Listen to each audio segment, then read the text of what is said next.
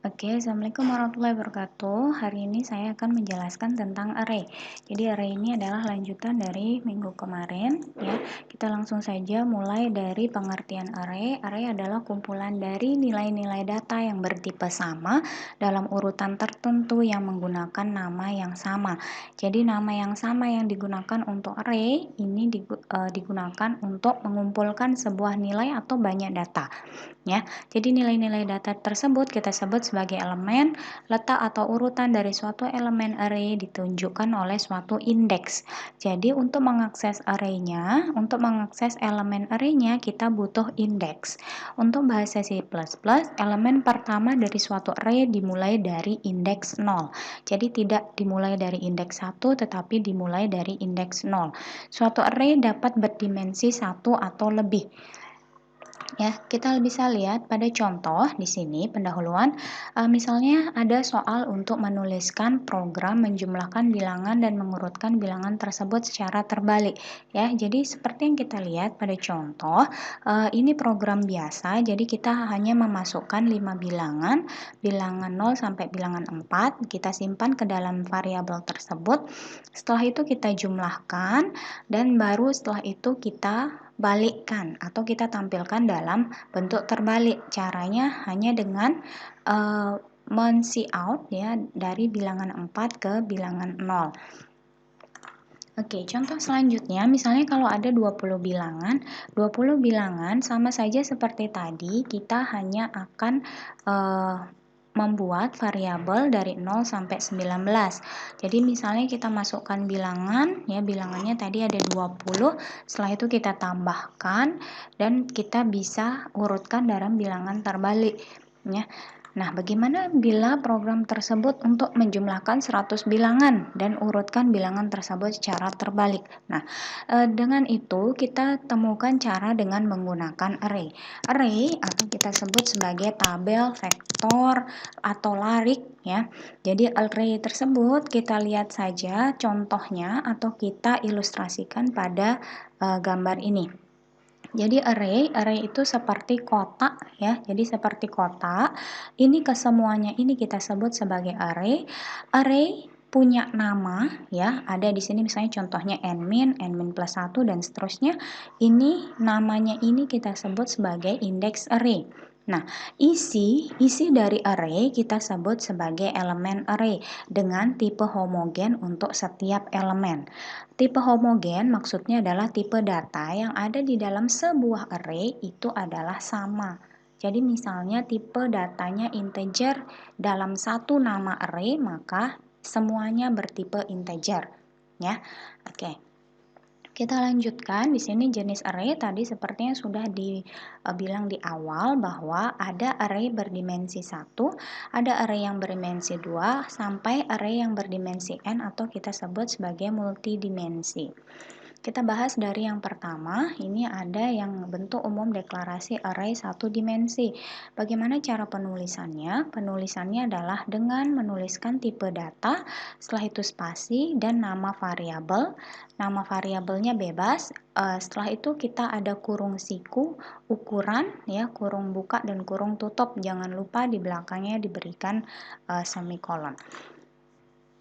Jadi keterangannya di sini tipe data ini terserah. Apabila kalian ingin membuat sebuah array dengan tipe data biasanya integer, char, float dan lain-lain, silahkan disesuaikan dengan kebutuhan.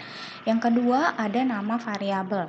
Nama variabel di sini sama juga. Ini adalah nama variabel yang dipakai. Jadi boleh apa saja.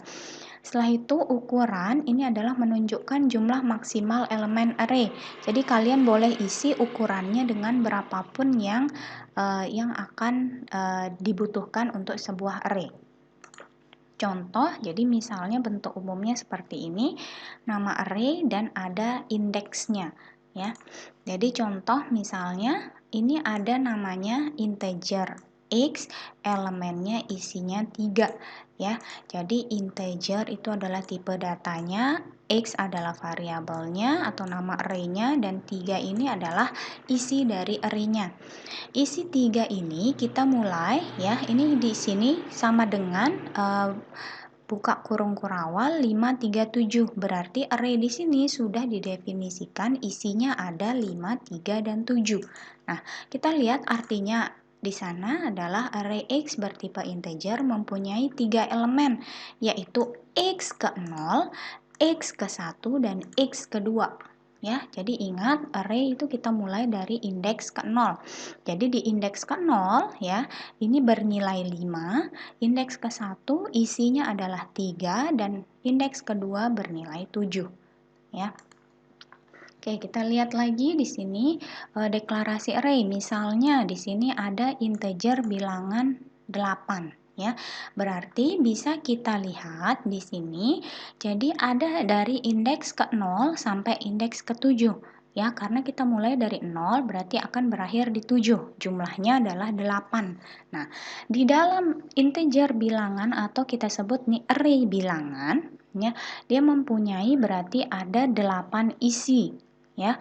Ini disebut atasnya adalah indeksnya, isinya atau value-nya serta alamat. Nah, alamat ini bisa kita baca atau bisa kita ambil menggunakan pointer atau passing by reference yang kemarin sudah kita bahas pada fungsi. Ya, sedangkan untuk mengakses indeks kalian bisa akses pada indeks kesekian ya. Misalnya nanti akan kita jelaskan serta value-nya bisa diakses melalui indeks. Jadi kalian bisa mengakses misalnya 6 ini kalau integer bilangan kedua ya, integer bilangan ketiga, mohon maaf ya. Oke, jadi ini keterangannya ada di sini. Oke. Ini contohnya yaitu beda array dengan variabel biasa. Sebuah larik atau array dapat mempunyai sejumlah nilai, sedangkan sebuah variabel biasa hanya dihubungkan dengan sebuah nilai saja. Ya, jadi contohnya di sini dengan variabel biasa, ini contohnya, dan dengan variabel dengan array kita bisa ya seperti ini x ketiga 5,3,7. Ya, ini dia contohnya. Oke, contoh deklarasi array yang lain. Ini contohnya, misalnya berarti pada saat kita mendeklarasikan array, kita boleh menggunakan banyak tipe data ya. Jadi maksudnya tidak hanya integer, tapi bisa float, char, string, point, dan seterusnya. Ya, jadi ada misalnya ini ada tipe datanya, terus ada jumlah harinya. Ya, tab jumlah hari atau ini nama variabelnya, dan ada ukuran array-nya. Jadi kalau 12 berarti ini dari indeks 0 sampai 11 ya, indeks 0 sampai 11 dan seterusnya. Kalau 15 berarti indeks 0 sampai 14 dan seterusnya ya. Jadi elemen dari array dapat diakses langsung jika dan hanya jika indeks terdefinisi. Cara mengacu sebuah elemen adalah, jadi pada saat kita ingin mengacu elemen atau isinya tadi seperti yang sudah dijelaskan, kita mau mengakses indeks kedua ya. Jadi kita tinggal bilangan kurung siku 2 ya, atau kita sebut sebagai mengambil isi yang kedua ya, isi indeks kedua yaitu 6. Ya, jadi bisa seperti itu, dan bisa juga jika ini misalnya ke i ya, kalian jadikan ukuran ini adalah ada variabelnya. Nah, variabel ini bisa kita lakukan kalau i-nya terdefinisi. Ya. Oke, kita lanjutkan. Di sini mengisi array merupakan aktivitas memberi nilai elemen array. Pemberian nilai satu elemen, contohnya tadi ya, ini contohnya. Misalnya kita akan memberikan pada indeks ke 0, atas nama variabelnya adalah variabel array-nya adalah tab in. Isinya yang kita isi adalah 31. Ya, pemberian ini contoh untuk satu elemen. Nah, untuk pemberian beberapa elemen, contohnya bisa kita lakukan dengan menggunakan perulangan. Nah, perulangan tersebut misalnya i-nya dari 0 sampai kurang dari 10 ya, berarti dari 0 sampai 9 itu berarti ada 10 ya. Dan tab in ini kita isi dengan i ya, ukuran i. Jadi dia akan melakukan perulangan, i-nya akan dimulai dari 0 sampai 9 ya, di mana I kali 10 adalah value-nya atau isinya. Jadi pada saat tap in indeksnya ke 0, isinya adalah 0 kali 10, berarti sama dengan 0. Pada saat tap in ke 1 ya, atau I-nya sama dengan 1, berarti 1 kali 10 isinya adalah 10. Tap in kedua berarti isinya adalah 2 kali 10 sama dengan 20. Ya, dan seterusnya sampai 9. Berarti nanti ilustrasinya di dalam sebuah array tersebut terdapat angka atau isi 0, 10, 20, 30 sampai 90. Ya. Jadi kurang lebih seperti itu. Hati-hati ya, jangan mengakses elemen yang indeksnya berada di luar definisi. Jadi misalnya tap in ke 10. Ini berarti indeks ke 10 yang tidak terdefinisi untuk tap in tadi. Kenapa ya? Karena tap in tadi ini isinya hanya 9 ya. Isinya hanya 9 yang dimulai dari indeks 0 ke 9, tidak ada isi yang ke 10, maka ke 10 ini tidak terdefinisi ya.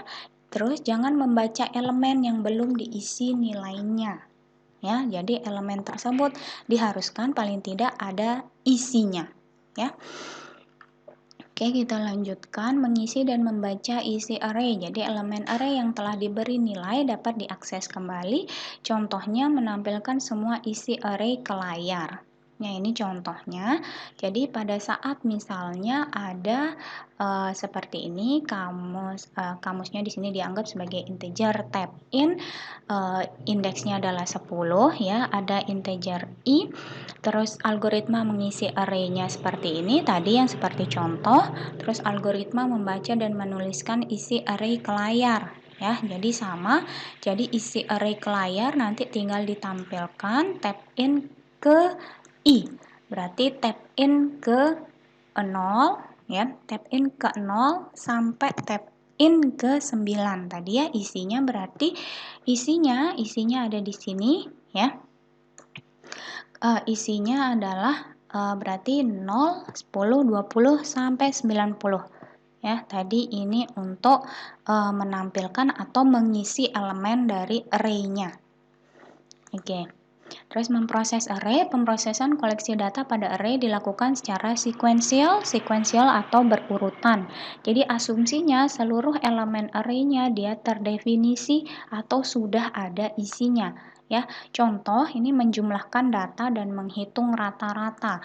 Bisa kita lihat pada contoh di sini, misalnya apabila kita mengisi data nilai dari inputan user. Nah, pada saat 10 data nilai dalam range 0 sampai 100 ya, berarti misalnya kita boleh mengisi nilai 0 sampai 100. Jadi di sini kita bisa melakukan perulangan ya, perulangannya adalah dari 0 sampai 9 karena isinya tab in-nya adalah 9. Nah, si out-nya yang ditampilkan adalah tab in ke I. Ya, itu jadi menjumlahkan nilai dan menghitung rata-rata kita hanya dengan data inputnya berapa, kita menghitung data input sum sama dengan 0 ya, kita punya suatu variabel untuk menampung ya. Jadi untuk menampung berarti kita tinggal mengambil tadi tab in ke I, sum sama dengan sum plus tab in ke I. Jadi dia akan terus melakukan penambahan dari ini ya. Jadi setelah itu keluar rata-rata sama dengan sum bagi 10 karena rata-rata adalah berdasarkan jumlah data semuanya ya. Berarti sum ini yang tadi sudah ditambah itu dibagi ke semuanya dengan 10 ya. Oke. Kita lanjutkan. Ini jadi mencari indeks suatu nilai atau searching dengan asumsi semua elemen array terdefinisi dapat dilakukan pencarian indeks suatu nilai ditemukan pertama kali dalam array. Jadi di sini kita lihat sama saja caranya ya, misalnya mendeklarasikan array dengan melakukan inisialisasi nilai ke dalamnya. Kita bisa juga melakukan ini. Kalau yang tadi tidak dilakukan pendeklarasian maka bebas diisi elemen array-nya. Nah, kalau ini berarti sudah pasti, berarti indeks ke-0 isinya 12, indeks ke-1 isinya 24, indeks kedua isinya 14, dan seterusnya. Ya. Jadi, ini ada variabel untuk menampung nilai yang akan dicari, menampilkan nilai yang terdapat pada elemen array di atas, ya. Jadi menampilkannya hanya ini kalian bisa tampilkan, yaitu mengambil variabel tadi ya, tidak harus i variabelnya, jadi ini bisa pakai c ya. Jadi a ke c, jadi menampilkan nilai yang terdapat pada elemen-elemen array di atas. Ya, setelah itu memasukkan nilai yang akan dicari. Misalnya masukkan nilai yang akan dicari itu adalah bil. Gimana caranya melakukan pencarian data? Jadi kita mulai, misalnya kita punya satu perulangan, itu kita sebut J 0 sampai 9, berarti ya J++.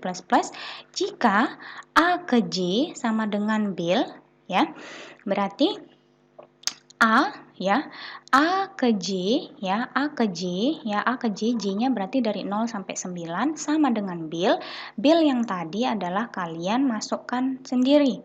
Ya, kalian masukkan sendiri. Apabila saya mencari misalnya bil yang akan saya cari adalah 14 ya. Kalau misalnya A ke J ya, atau bilangan A ya, bilangan A ke J itu sama dengan bil ya, maka nilai yang dicari itu akan dicetak terdapat pada indeks kesekian. Nah, tadi yang saya cari adalah 14, berarti dia akan diketahui berada pada indeks ke 2 ya, 12, 24, 14, 0, 1, 2 ya, berarti dia berada pada indeks ke-2. Jadi A ke-2 maka yang dicetak adalah J-nya adalah 2 ya. A-nya didapat dari mana? A-nya adalah bilangan yang tadi, yang ini yang sudah kalian deklarasikan di atas. Oke. Kita lanjutkan. Listing program yang pertama, ini contoh ya. Jadi contoh ini untuk memperkuat lagi pemahaman kalian ya. Jadi integer main ini adalah ada integer data ada isinya 5 dan ternyata isinya sudah didefinisikan ada 4, 1, 0, minus 9 dan 8. Ada integer elemen juga. Nah, untuk menampilkan data ini dari 0 sampai 4 ya, bisa kita bilang seperti itu, berarti 0, 1, 2, 3, 4 ya, berarti itu sebanyak data yang kelima. Nah, cara menampilkannya dia hanya tinggal menampilkan data ke elemen saja. Oke? Oke, kita lanjutkan. Jadi tadi setelah kalian mengakses atau menampilkan elemennya, kalian bisa lihat di sini data ke 0 itu isinya adalah 4, data ke 1 isinya 1 ya, sama seperti yang ada pada ini, pada yang sudah didefinisikan di atas ya. Jadi itu. Nah, terus selanjutnya misalnya ada contoh yang kedua. Di sini kita akan menampilkan tadi data elemen dari data tersebut. Tapi yang di sini adalah kita melakukan input ya. Jadi kita akan mengentry 5 data. Caranya bisa seperti ini. Kalian bisa melakukan ini ya, melakukan perulangan dari elemen ke 0 sampai elemen lebih kecil sama dengan 4. Jadi data keberapa itu akan ditampilkan. Nah, berarti cara tampilannya kalau yang tadi yang kalian lakukan adalah data ke elemen gitu ya.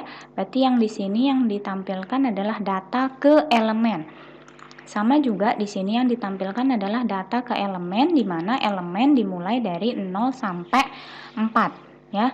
Terus tampilkan data setelah di entry ya. Jadi di sini ada for untuk mengentry data, dan yang di sini adalah ada for untuk menampilkan data tersebut ya. Bedanya hanya pada saat kalau yang tadi itu didefinisikan terlebih dahulu isi array-nya, sedangkan pada yang ini tidak didefinisikan, melainkan ada entry atau kita memasukkan sendiri datanya. Oke, contoh yang lain. Jadi di sini misalnya kita akan mencari nilai max atau kita akan mencari nilai maksimum dari sebuah data. Nah, misalnya data 10 ya, array isinya 10 berarti 0 sampai 9. Maka kita punya sebuah data penampung yang kita sebut sebagai max. Max ini adalah isinya adalah data ke 0. Ya, max awalnya adalah data ke 0, di mana data ke 0 kalian bisa lihat data ke 0 berarti awalnya adalah 4. Ya, berarti max adalah isi data ke 0. Nah, kita lakukan perulangan for elemen di sini. If data elemen lebih besar max, ya, max sama dengan data elemen. Ya. Jadi, if data elemen lebih besar max, ya, data ke elemen, ya, berarti data ke elemen lebih besar max, maka max isinya adalah data ke elemen. Nah, ini caranya adalah dia dengan membandingkan satu per satu dengan cara perulangan. Jadi, pada saat data ke elemen ke 0, berarti atau data ke 0 lebih besar max, ya, max awalnya adalah 4. Ya, ingat max awalnya adalah 4, ya, jadi sama dengan max sama dengan data ke elemen. Nah, kita cek apakah data ke 0 lebih besar dari max, ternyata sama ya, max sama dengan data elemen, masih berarti max sama dengan 4. Nah, setelah itu kita melakukan atau for yang kedua, itu adalah elemennya naik, jadi 1. Jadi apabila data ke 1, apakah lebih besar max? Ternyata enggak. Ya, ternyata enggak, berarti yang dikerjakan adalah else-nya max sama dengan max, masih 4. Ya, dan seterusnya sampai nanti yang ketemu adalah nilai maksimumnya yaitu 8. Oke, ini contoh. Yang lainnya, ya, ini apabila kita akan memasukkan 5 bilangan sama seperti tadi, kita mempunyai dua for. Ada for yang pertama ya untuk memasukkan untuk menghitung ini ya, untuk menghitung. Nah, setelah itu kita jumlahkan. Ini salah, berarti bukan untuk menghitung nilai max, ini adalah untuk cetak bilangan dalam urutan terbalik yang tadi, yang pertama, yang pada saat ditanyakan. Nah ya, ini kalau begini dia memasukkan 5 bilangan, berarti dia hanya sampai 5, maka counternya akan dihitung sampai 5 ya, atau lebih kecil 5 karena kita mulainya dari 0. Oke. Chain bilangan ke counter berarti sum sama dengan sum plus bilangan ke counter. Nah, caranya menampilkan kita juga akan tetap memiliki for yang lain untuk mencetak bilangan dalam urutan terbalik. Bagaimana caranya? Ingat yang dilakukan adalah di sini.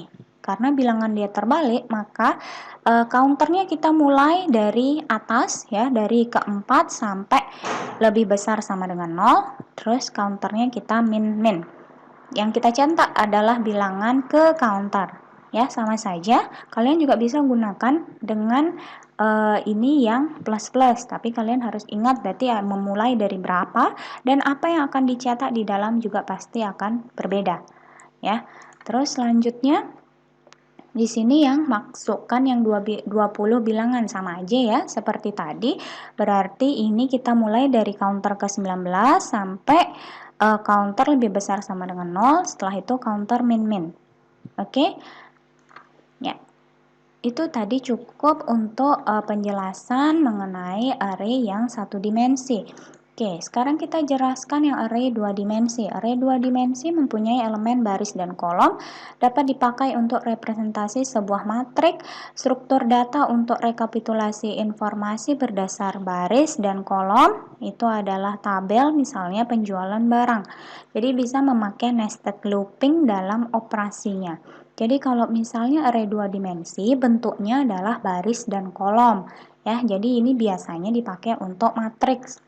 Contoh, atau bagaimana mendeklarasikan array-nya, masih sama, tipe data, nama array, cuma dia ada dua yang dilakukan, ya, atau dia ada dua yang didefinisikan, ada jumlah baris dan ada jumlah kolom.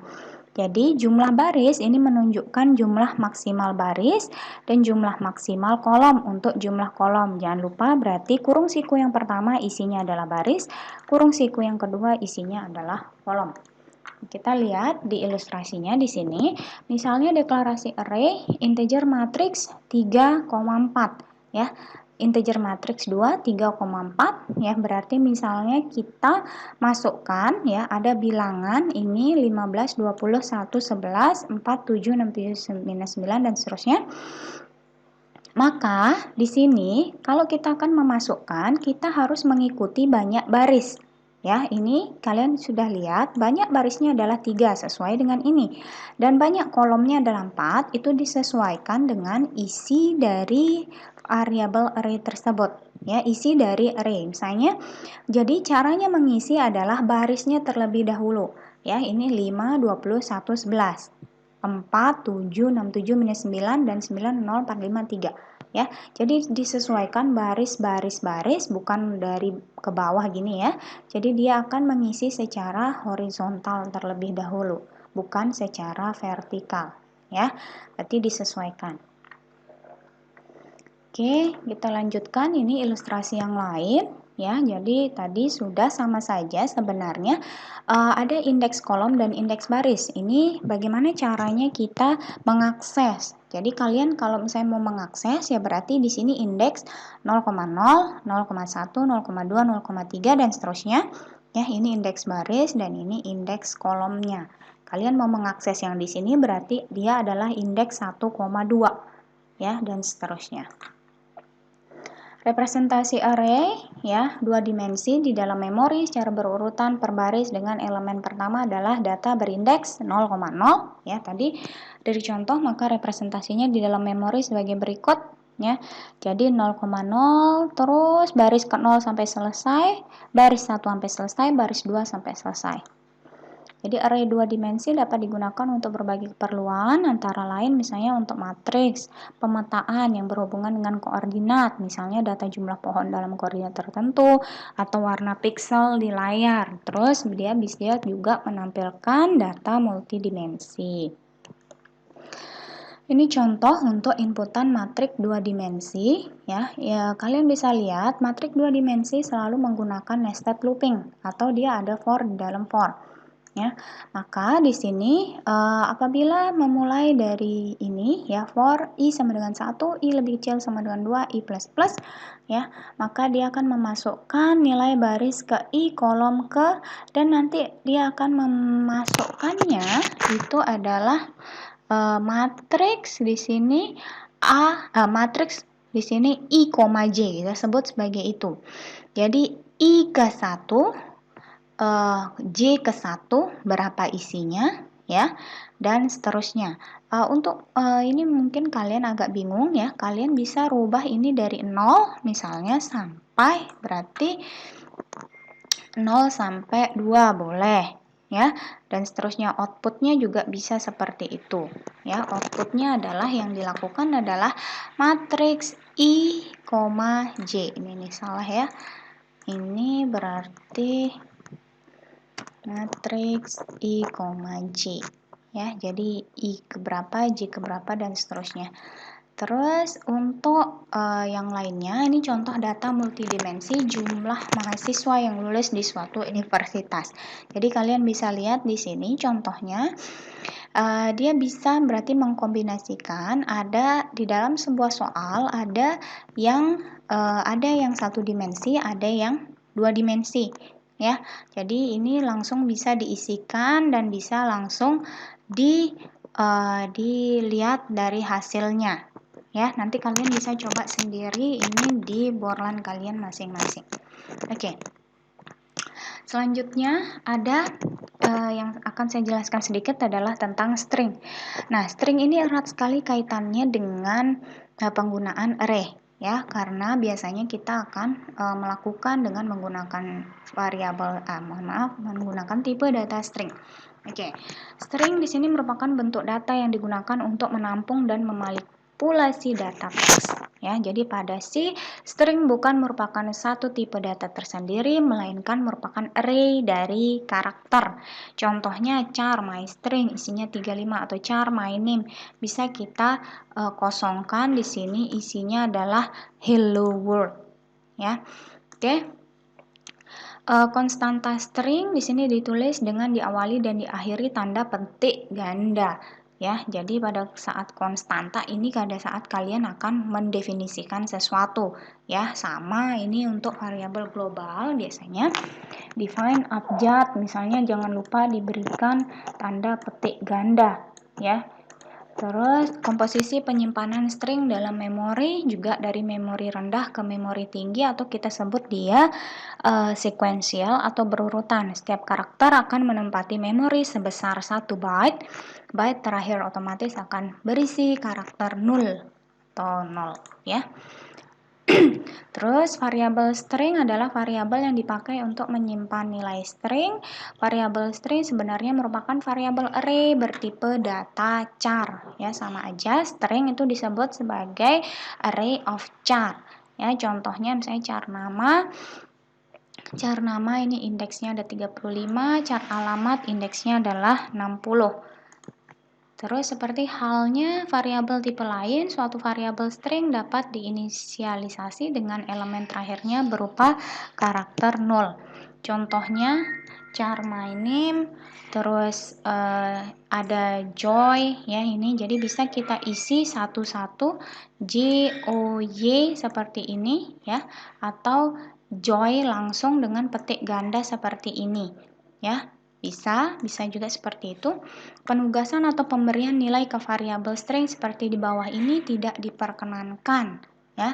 Jadi tidak diperbolehkan seperti ini, tetap harus ada kurung sikunya ya, tidak ada yang seperti ini.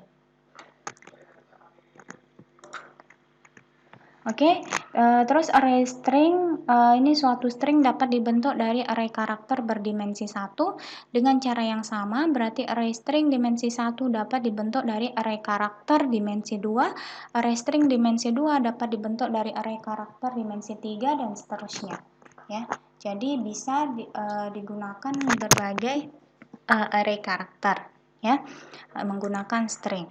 Jadi contoh berikut menunjukkan deklarasi suatu array string dimensi 1 yang dibentuk dari array karakter dimensi 2 ya. Jadi ini jadi misalnya kita akan mendefinisikan hari 7 ya, jadi ada dua dimensi 7,10 ya, berarti yang dilakukan barisnya 7, kolomnya ada 10. Nah, maka Minggu, Senin, Selasa, Rabu, Kamis, Jumat, Sabtu itu akan diisi pada baris keberapa?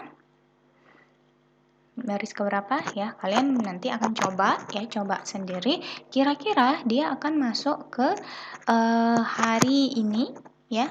Kalau kalian sudah mengerti tadi pada saat array dijelaskan, yang seperti yang apalagi array yang dua dimensi, array dua dimensi berarti yang dia lakukan pertama adalah mengisi baris ya, mengisi baris sampai habis dulu, baru dia akan mengisi baris selanjutnya ya, maksudnya baris pertama dengan kolom yang sudah disediakan ya.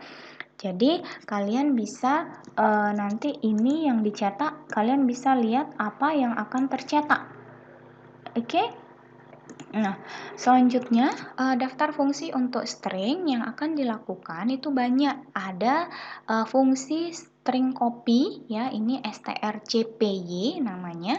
Ini fungsinya untuk menyalin suatu string ya. Jadi misalnya di fungsi yang di atas kita akan salin di fungsi yang di bawah, kita bisa menggunakan fungsi strcpy atau string copy.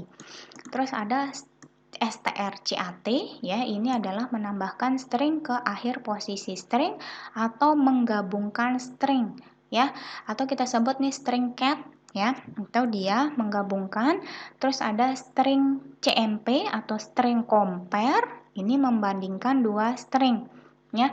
Jadi kalau string cat ini menambahkan string ke akhir posisi string atau menggabungkan string. Misalnya saya punya kata kasur dengan kata rusak. Nah, berarti saya mau menggabungkan kasur rusak, saya bisa menggunakan string cat ini. Nah, kalau string compare ini adalah membandingkan dua string. Berarti kita bisa membandingkan kata pertama dengan kata kedua. Misalnya untuk mengecek dia palindrom atau tidak. Untuk mengecek kata pertama dengan kata kedua sama atau tidak. ya. Terus ada yang lain, ada strdup, ini untuk duplikat. strlen ini juga yang sering dipakai. strlen ini adalah untuk menghasilkan panjang string atau kita menghitung berapa panjang stringnya, ya. Itu atau strlength, panjang gitu ya. Terus ada strupr, ini mengkonversi semua huruf kecil dalam string menjadi huruf kapital. Terus ada strlwr, ini mengkonversi semua huruf kapital dalam string menjadi huruf kecil. Terus ada strncap, ini menggabungkan string sebanyak n karakter. Ini ref untuk membalik suatu string. strchr ini mencari lokasi karakter dari suatu string, ya. Ini bisa fungsi-fungsi yang bisa kalian pakai. Masih banyak yang lain, kalian bisa googling ya. Oke, ini contoh misalnya untuk kita program untuk membalik urutan karakter tadi. Misalnya kita punya char kata 100 ya. Char kata 100 ada I dan B-nya kosong. Ini jadi bisa kita go to XY, ini dianggap kita bisa langsung ke indeks baris kedua-dua kolom ke-7 ya. Terus memasukkan dalam suatu kalimat dan seterusnya. Ya, jadi kita bisa goto juga, bisa menggunakan goto. Nah, untuk kita membalik urutan karakter, tadi kata yang sudah kita masukkan itu tinggal kita ambil saja fungsi strref kata, maka kata tersebut akan langsung kebalik. Misalnya, saya punya kata yang saya masukkan adalah kasur, berarti setelah dilakukan strref itu akan menjadi rusak. Ya, tinggal dia akan terbalik. Oke. Ini ada contoh yang lain. Nah, ini untuk program untuk menghitung huruf vokal dan konsonan. Terus, jadi kalian bisa coba sendiri ya. Oke, saya rasa cukup itu aja untuk string ya. Di sini banyak contoh soal yang bisa kalian coba sebagai latihan yang akan mempermudah kalian untuk mengerti bagaimana penggunaan array dan string. Oke, untuk pertanyaan besok kita bahas pada saat kita kuliah online, dan jangan lupa kalian belajar juga mempelajari slide, itu akan menjadi bahan untuk post test. Oke, terima kasih. Sampai ketemu besok. Assalamualaikum warahmatullahi wabarakatuh. Selamat pagi.